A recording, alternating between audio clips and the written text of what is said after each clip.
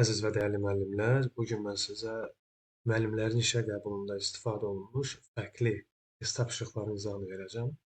İlk olaraq yiyəlik halından gəlib başlayaq. Bu gördüyünüz test tapşırığı 2024-cü ildə istifadə olunmuş bir sualdır və sualda yanlış olan yiyəlik halı seçim edilir. In which sentences is the possessive case wrongly used? Yəni aşağıdakı cümlələrdə yanlış yiyəlik halı deyir, seçin. Yəni hansında yiyəlik hal yanlışdır? A variantında that old house of Mr. Johnson's is in the sale at the moment. Qayda var ki, əgər ki isimdən əvvəl that işarə əvəzli gələrsə, bu zaman qayda deyir ki, that-dən sonra of və of-dan sonra mütləq şəkildə apostrophe s və ya apostrophe gəlməlidir. Yəni apostrof s və sadəcə apostrof gəlməlidir. Bu qaydadır. That plus noun plus of plus noun apostrophe s. Amma burada bir məsələ var. Johnson sözü sonu s-lə bitən ismimiz deyil. Yəni Johnson sonu s-lə bitən, sonu s morfemi ilə bitən bir isim deyil. Ona görə də onun yiyəlik halı s apostrofi yox, apostrofi s formasında olmalı. Məsələn, qayda var ki, əslində tutaq ki, sonu s morfemi ilə bitən bir xüsusi isim götürək James məsələn. Bilirsiniz ki, bunun yiyəlik halı həm apostrofi s, həm də apostrofi ilə düzələ bilər. Hər iki hal doğrudur. Yəni burada problem yoxdur.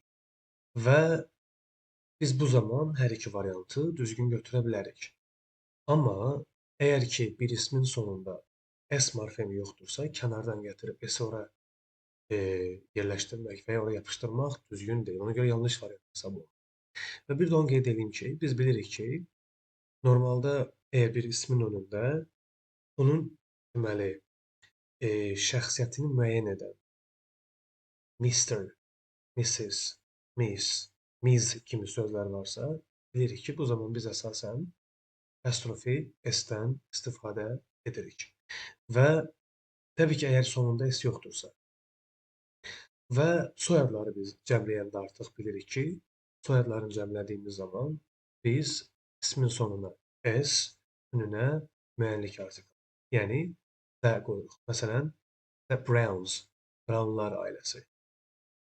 Hətta bunu başqa cür də demək olar, the Brown family, Brown ailəsi. Bunu da vermək mümkün. Yəni hər iki hal doğrudur. Ya s verə bilərsiniz sonunda, ya da s-i götürüb sadəcə yanına family sözünü qoya bilərsiniz. Çünki oradakı s onsuz family sözünü əvəz eləyir. Yəni hər iki hal doğrudur. Bir də ki, onu qeyd eləmək istəyirəm ki, sonu s-lə bitən klassik adlarda, yəni classical name-lərdə, proper name-lərdə biz apostrophe s yox, sadəcə apostrophe istifadə edirik. Yəni yalnız və yalnız apostrofdan istifadə olunur. Məsələn, götürək bir klassik ad, Archimedes, məsələn, Arximed. Archimedes, məsələn, burada biz yalnız və yalnız apostrophe istifadə edəcəyik və belə deyəcəyik. Archimedes. Sərt səslənmə olur özü orada. Strong sound var. Və bir də onu qeyd edeyim ki, ingilis dilində sonu s-lə bitən isimləri yiyəlik halını verdiyimiz zaman sözün yiyəlik halı yazılışına görə, yəni spellingə yox, onun tələffüzünə görə. Yəni necə pronounce edirsinizsə sözü o formada, transkripti sözün necədirsə o formada tələffüz olunur. Məsələn, Dickens. Biz buna apostrophe s əlavə etdiyimiz zaman Dickenses olaraq tələffüz edirik. Dickenses, no, Dickens, Dickenses formasında tələffüz olunur. Və ingilis dilində apostrophe s və apostrophe sözün yazılışına görə yox, sözün tələffüzünə görə qoyulur. Məsələn, tutaq götürək Max sözünü. Sözün tələffüzündə Max, x sound olduğuna görə bunun yiyəlik halı həm apostrophe, həm də apostrophe s ola bilər. Çünki ingilis dilində yiyəlik al, yəni biz apostrof s-in əlavə olunması onun spellinginə görə yox, onun tələffüzünə görə, yəni artikulyasiyası nədirsə ona uyğun biz yiyəlik əlavə edirik. Yəni max x sound olduğuna görə həm apostrophe s ola bilər burada, həm də apostrophe vermək düzgündür. Bu test tapşırığında mənə görə e, təbii ki, burada yiyəlik halımız Johnson apostrof S olmalı idi, amma burada başqa problem də görürəm. Is in the sale yox, on sale olmalıdır bu. That old house of Mr. Johnson's is on sale at the moment. Hal-hazırda satışdadır. Çünki in the sale və on sale arasında fərq odur ki, on sale hal-hazırda bu ev satışa çıxarılıb deməkdir. Çünki on sale means for sale, yəni satışa çıxarılıb, satış üçündür deməkdir. In the sale isə indirimdə mənasını verir. Ona görə də burada in the sale yox, on sale verilməsi daha doğrudur. Yəni is on sale at the moment. Hal-hazırda bu ev satışa çıxarılıb kimi verilməlidir. In the sale yox, on sale daha doğru olardı. Gəldik B variantı. After a few hours talks, they reached an agreement. Bir neçə saatlıq danışıqlardan sonra bunlar razılığa gəldilər. To reach an agreement. Razılığa gəlmək deməkdir. Burada problem yoxdur. Few hours talks, yəni bir neçə saatlıq danışıqlardan sonra. Ümumiyyətcə bu qaydanı da bilirik ki, ingilis dilində. Məsələn, tutaq ki, 2 saatlıq danışıq, belə deyə bilərik də. Tutaq ki, two hours, məsələn, deyək, talk, 2 saatlıq danışıq. Danışıqlar, aslında burada çox absurd görünür bu S-in olması. Bir neçə saatlıq danışıq, burada S ümumiyyətcə ehtiyac yoxdur. 2 hours talk. Və ya deyə bilərik, a 2 hour talk. 2 saatlıq bir danışıq. Burada artıq artikel bir növ ədat yerinə, yəni emphasize edir sonda gələn ismi. 2 hour talk. 2 saatlıq bir danışıq. Və ya bunu cəmdə də vermək olar. Məsələn, bir neçə 2 saatlıq danışıq. Few 2 hour talks. Burada məsələn S-i vermək ola bilər. 2 bir neçə saatlıq danışıqlar ayrı-ayrı. Burada mı məsələn after a few hours talks. Burada ümumiyyətcə lazım deyil.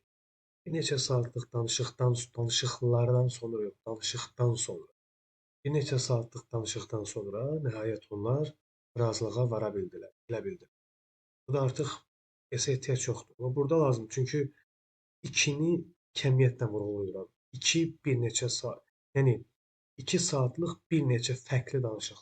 Bu artıq different olduğuna görə bunu vermək olar. Talk, yəni cəmlənə bilər. Countable noun, talks, danışıqlar. Yəni o formada problem yox.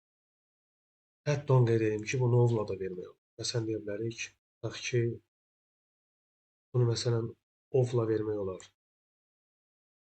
Talk of 2 hours. A talk of 2 hours. 2 saatlıq bir danışıq. Bu elə bunu verir mən olaraq. A talk of 2 hours. 2 hours talk. A 2 hour talk. A few 2 hour talks. Yəni bunların hamısı demək olar ki, düzgün quruluşlardır. Yəni istifadə olunur. İstifadə oluna bilər daha doğrusu. Hətta bəzi mənbələrdə bunun qabağına qeyri-müəyyənlik artikel də verirlər. Sırf ədat kimi, məsələn, 2 saatlıq bir danışıq, amma biz bunu istifadə eləmirik dərslərdə. Məsələn, a 2 hours talk. Amma istifadə olunur. Gəldik C variantı. Kate and Tom's sister are responsible for the project. Qayda var ki, adı çəkilən şəxs, 2 şəxs yəni. Burada deməli bizim əsas ismimiz sisterdir, düzdürmü? Bəli. Adı çəkilən şəxs 2 ismə, yəni bu 2 ismə bütövlükdə aid olarsa, bu zaman cümlənin həm xəbəri, həm də xəbərin tərkibində olan ismi xəbər təkdə olmalı. Yəni, yəlik haldan sonra gələn isim, sister sözü məsələn, özündən qabaq gələn isimə bütövlükdə aiddirsə, bu zaman xəbər təkdə olmalı. Və deyə bilərsiniz ki, müəllim, burada bir Kate var, bir də Tomun özü yox, bacısı var. Birincisi, bu qayda şərtində yəlik hal yazılan cümlələrdə düzgün deyil. Biz burada deyə bilmərik. Kate and Tom's sister are responsible for the project. Bu düzgün qayda deyil. Çünki adı çəkilən isim hər iki isimə bütövlükdə aid olursa, bu zaman dominant olan söz bu isim olur, yəlik hal yox. Bəs bu hansı halda düzgün götürülə bilər? Bu cümlədə arın olması düzgün deyil. Düzgün qayda deyil o. Çünki yiyəlik halda belə bir qayda yoxdur. Elə bir şey yazılmayıb qayda kitablarında ki, xəbər təkdə olmalıdır. Bəs bunun xəbərini cəmdə vermək mümkündürmü? Elə mümkündür ki, gərək bu zaman şərtinə yiyəlik hal yazmayaq. Deyək ki, choose the correct variant və yaxud da ki, subject and predicate agreement. Yəni uzlaşma bölməsi olsa götürmək olar. Bir Kate, bir də Tomun özü yox, bacısı, yəni onlar. Amma yiyəlik hal qaydasında belə bir qayda yoxdur. Bir Kate var cümlədə, bir də Tomun özü yox, onun bacısı var. Belə bir qayda yazılmayıb bax kitabda, belə bir şey heç bir yerdə yoxdur. Agreement kimi düzgündür bu. Amma yiyəlik hal şərtində are yanlışdır, yəni əvəzli iz olmalıdır. Mənə görə bunu ar vermək olmaz. Düzgün deyil o qayda. Yiyəlik halda ümumiyyətcə düzgün deyil. Mən öz kitabımda bunu qeyd eləmişəm, mən amma qeyddə şərtdə yiyəlik hal yazmamışam. Yazmışam ki, cümlə kimi, yəni yiyəlik hal başlığı altında yox, kənarda cümlə olaraq götürmək olar ona. Amma yiyəlik hal cümləsinin tərkibində və ya test tapşırığında yiyəlik halın içərisində bunu götürmək düzgün deyil. Çünki yiyəlik halda elə bir qayda yoxdur ki, biz deyək ki, bir Kate, bir də Kate'in özü yox, Tom. Daha doğrusu Kate, bir də Tomun özü yox, onun bacısı, yəni onlar. Elə bir qayda heç bir yerdə yoxdur. Ona görə də bunu götürmək olmaz. R forması. Gəldik buna. He appreciated Mrs. Smith and Mr. James' new ideas. Düzgün götürmək olar. Çünki deməli, burada artıq hər ikisinə yiyəlik ayrı-ayrılıqda qoyanda bu deməkdir ki, hərəsinin özünün fərqli ideyaları var. Çünki yiyəlik birinciyə qoyulub, bir də ikinciyə qoyulub. Bu deməkdir ki, deməli, adı çəkilən isim özündən qabaq gələn yiyəlik hala bütövlükdə yox, ayrı-ayrılıq aiddir. Yəni, bir Smith, onun ideyası var, bir də James'in ideyası var. Və James sözü də S-lə bitdiyində, yəni S morfemi ilə bitdiyinə görə biz bunu apostrophe ilə verə bilərik. Burada problem yoxdur. Gəldik buna. Ted's bursting into tears upsets everyone. Biz bilirik ki, yiyəlik haldan sonra, yiyəlik əvəzindən sonra gerund gələ bilər və bu zaman xəbər təkdə olmalı. Bursting into tears upsets everyone. Upsets təkdə olmalıdır, çünki cümləmizin mübtədası, bu olur mübtəda, yiyəlik hal olur cümlənin təyini və xəbər də təyinlə yox, nə ilə uzlaşır? Cümlənin mübtədası, yəni S-lə uzlaşır, subject-lə uzlaşır. Bursting upsets everyone. Yəni, düzgün səhv olan variantımız bir A variantıdır. Bir də ki, D variantında, daha doğrusu C variantında xəbər ar olmalı deyil, iz olmalıdır. Yiyəlik halda belə bir qayda, yiyəlik hal başlığı altında belə bir qayda. Təkrar deyirəm, testlərdə çox diqqətli olmaq lazımdır müəllimlər. Yiyəlik hal başlığı altında belə bir cümlə yazmaq olmaz. Çünki belə bir cümlə, belə bir qayda yox. Növbəti sualımız 2023-cü ilin qəbul olunan bir sualdır. Deyir ki, birinci cümləmizdə David Copperfield, Charles Dickens's eighth novel was published in May of 1849. Deməli, qayda var ki, sonu S-lə bitən isimlər yiyəlik halda həm apostrof S ola bilər, həm də apostrofla düzələ bilər. Burada problem yoxdur. və burdakı bu hissə cümlənin əlavəsidir. David Copperfield bu cümlənin əsas mübtədasıdır. Gördüyünüz kimi Charles Dickens's Eighth Novel cümlənin əlavəsidir, yəni pozitivdir. Cümlənin əsas xəbəri də was published hissəsidir. Yəni burada problem yoxdur, bir düzdür. Some friends of my sons could pass the exam successfully too. Deməli, burada qayda var ki, əgər ki, ovdan sonra apostrof s qoyanda lardan bir neçəsi və ya biri mənası verir. Yəni, oğlumun, my sons burada his mənasında. Some friends of his. Bunu çıxartsanız, yerinə his qoya bilirsiniz. Eyni mənanı verir. Biz demişik ki, ovdan sonra apostrofi s gələ bilər. Bu zaman müstəqil yəli hala bərabər olur. Some friends of my sons. Some friends of his could pass the exam successfully too. Bu da yəni düzgündür. What is the man's name who lends us the money? Deməli, burada belə bir qayda var. Əgər cümləmiz mürəkkəb cümlə olarsa və qayda var ki, deməli, isimdən sonra budaq cümlə, yəni təyin budaq cümləsi gələrsə, bu zaman təyin budaq cümləsindən əvvəl apostrophe s işlənə bilməz. Bu zaman əvəzinə of phrase-dən istifadə olunur. Nəyə görə? Çünki gördüyünüz kimi name ismi ilə nisbə əvəzlik who üst-üstə düşmür. Bu qayda halda pozula bilir ki, yəni budaq cümlədən qabaq məsələsi kimi var. Yəni təyin budaq cümləsində budaqdan əvvəl apostrofi s-in gəlməsi qaydası bir halda pozula bilər ki, bu zaman apostrof s-dən sonra gələn isimlə nisbə əvəzlik üst-üstə düşsün. Onda bu qayda pozulur. Amma demək olar ki, 90% həmişə üst-üstə düşmədiyinə görə biz əvəzinə apostrofi s yox, of phrase veririk. Belə veririk.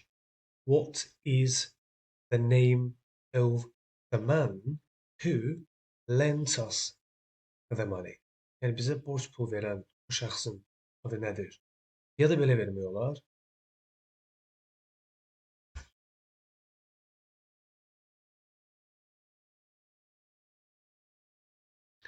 Məsələn, buradan götürə bilərik yiyəlik alır.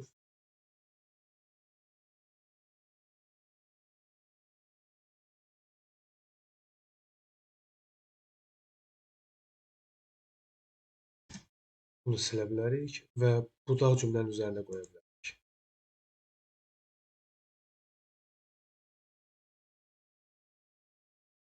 Belə vermək olar. Hər iki hal doğrudur. Ya da of phrase-lə vermək.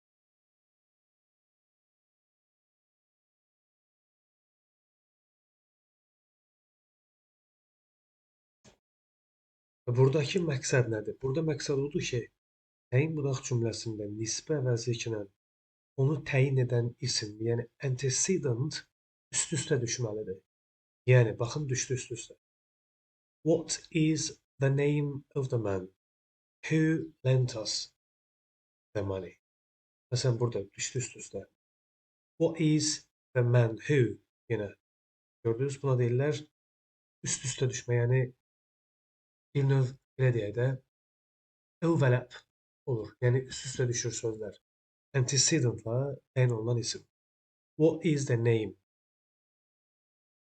of the man və ya what is the man who lent us the money's name? Hər iki hal qəbul oluna bilər. Hər ikisini götürmək olar. Amma bunu götürmək olmaz. Çünki burada gördüyünüz kimi nisbə əvəzliklə isim üst-üstə düşmür. Düşmədiyinə görə də biz bəli, budaq cümlədən əvvəl, yəni nisbə əvəzlikdən əvvəl apostrophe s yox, əvəzinə of phrase-dən istifadə edirik. Gəldik dördüncüyə. Let's have dinner at either the Hardys or the Bosses.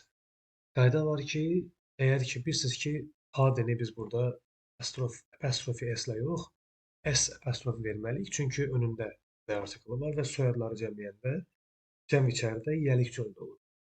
Və bir də əlavə olaraq onu qeyd edim ki, əgər cümlədə paralellik bağlacları varsa, yəni either or both and, not only but also. Bunlar varsa, mütləq şəkildə biz hər iki tərəfə ayrı-ayrı yiyəlik qoymalıyıq. Məsələn, belə olmalı. Let's have dinner at either the Hardys or the Bosses. Anlasında. Və bu soyad olduğuna görə biz burada ismin önünə qoyuruq müəllik artiklı, cəmi veririk ismin sonunda, yiyəliyi veririk çöldə, yəni cəmdən sonra. Hardys formasında. O, the bosses, yəni rəhbərdən söhbət gedir. Burada artıq cəmlənməli idi. Gəldik buna.